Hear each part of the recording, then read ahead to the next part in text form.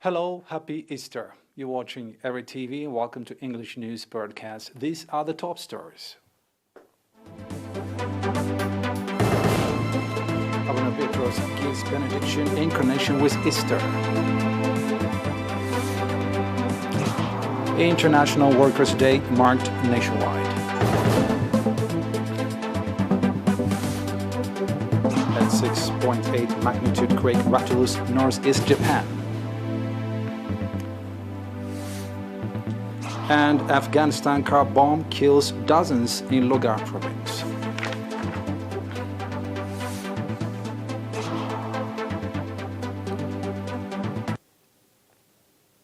The local news. His Holiness Abuna Petros, Archbishop of the Eritrean Orthodox Tewahedo Church, gave benediction in connection with Easter holiday, congratulating all the faithful for the easing of the COVID-19 restrictions to attend religious mass. His Holiness Abuna Petros, in his message, noted that all citizens need to follow COVID-19 safety guidelines from the Ministry of Health. His Holiness also disclosed that the Holy Synod, using the divine power vested upon it, is doing the necessary preparations to anoint the fifth Patriarch of the Eritrean Orthodox Tewahedo Church. His Holiness Abuna Petros also wished all the faithful a happy Easter and for the Lord to put his blessing upon the nation's peace and unity.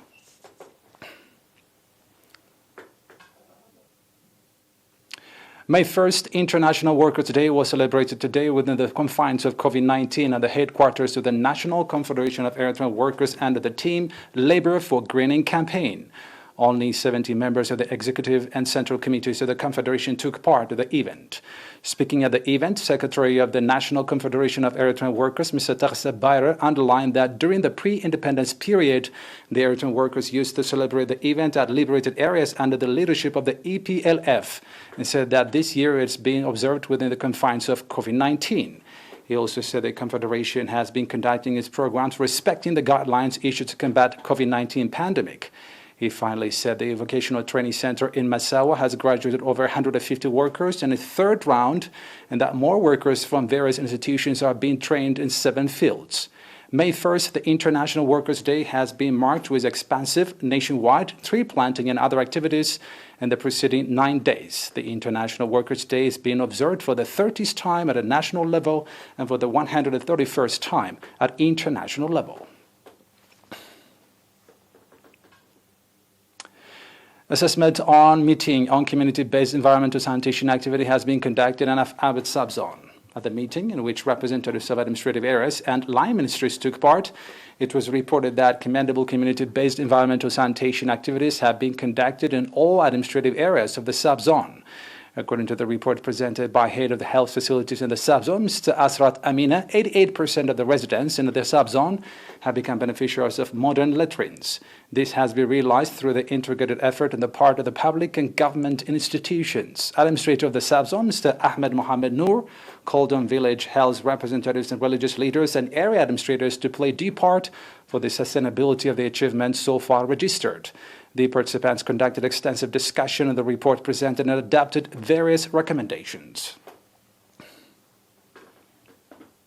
The Office of the Minister of Agriculture branch in Nakfa subzone organized training on bee farming aimed at strengthening the capacity of farmers and introducing modern way of bee farming.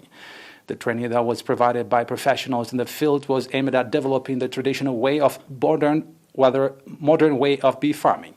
This was aimed at boosting honey production so that the farmers improve their livelihoods and play due part in the stabilizing the market.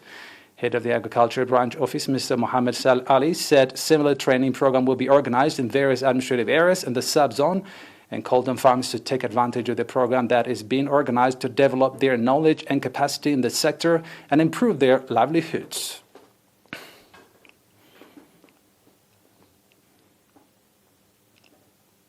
And now I'll be back with international news after a short break.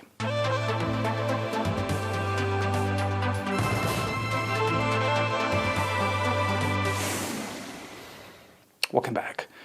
A 6.8 magnitude earthquake struck off Japan's northeastern coast today, but no tsunami warning was issued and there were no immediate reports of damage. This is according to authorities. The United States Geological Survey said the mid-morning quake hit at a depth of 47 kilometers in the Pacific off Shikoshima in Miyagi Prefecture, near the epicenter of a huge 2011 quake which triggered a towering tsunami, killing more than 18,000 people.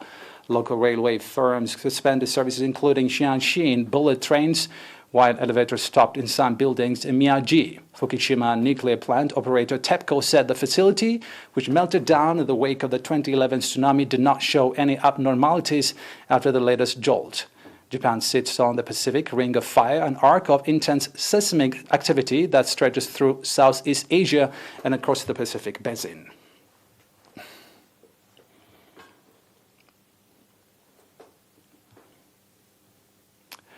Afghanistan car bomb kills dozens at a guest house in Logar province. High school students are among 30 people killed in a car bombing in Afghanistan, this according to local officials. The bomb went off in the last 12 hours close to a guest house, where the students were reportedly staying in Pul Alam, the capital of eastern Logar province. Dozens of people were hurt.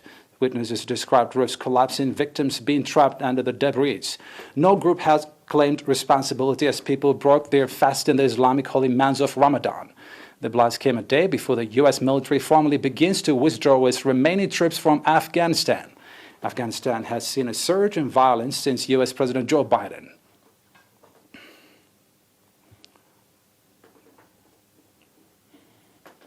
That's it for today. Thanks for watching.